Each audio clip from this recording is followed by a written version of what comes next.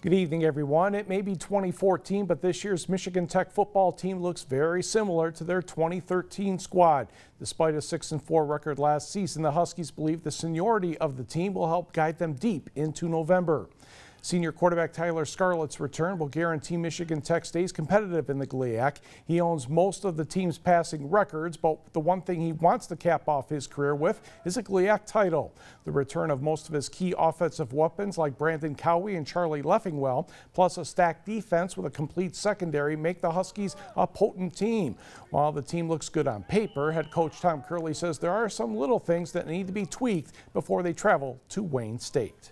Is still some situational stuff, things that we want to do in certain down and distances, certain personnel groupings, and then starting tomorrow, we'll turn our attention more to Wayne State as we prepare to try to, counteract what they're going to do and take away some of the things that they do well. The little things, the details, converting on third down for offense, scoring touchdowns in the red zone, not turning the ball over on, inside our 50. Really pumped. Got a lot to show, got a lot to prove after last year. Thought we left a lot out there and excited to get back out there. The Huskies ended last season with a win against Wayne State. They hope to begin the season with another one. Kickoff next Thursday at 6 o'clock in Detroit. Mid-Peninsula Conference volleyball matches begin this week. The Negaunee Miners made a short trip to Ishpeming Township to meet the Westwood Patriots. Pick up the action in the first set. Sarah Connery is going to get the service ace for the Patriots, and that would give the Patriots a 15-12 lead. Next, Negaunee off the free ball. Adina Anderson, Hannah Lorela sets Caitlin Johnson off the block and down eventually. Westwood, though, still with a 3-point lead. A short time later, Elaine Lamore of Westwood passes to Carly Burke. She sets Ashley Enos, and that one will not be returned. 19-14 Westwood forcing a Negaunee timeout.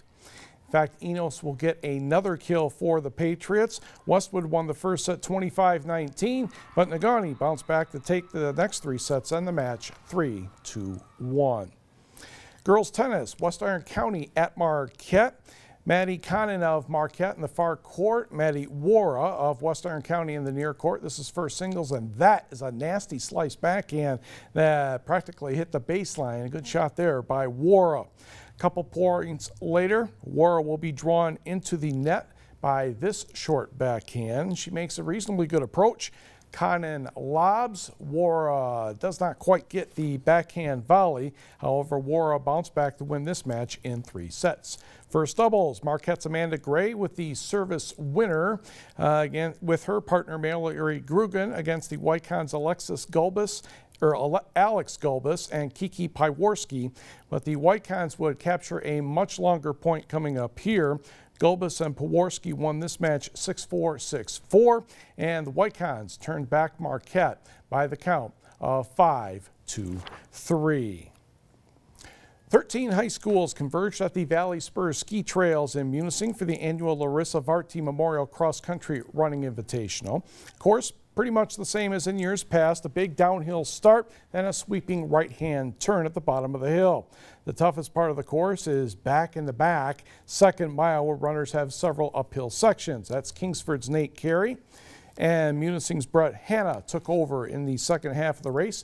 Carey pulled away the win, 17 minutes, 16 seconds. Hanna was the runner-up in 17:34.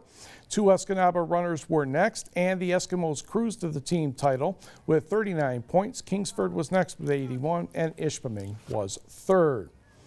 To the girls' race, and we catch up with them after that big sweeping right-hand turn at the bottom of the hill.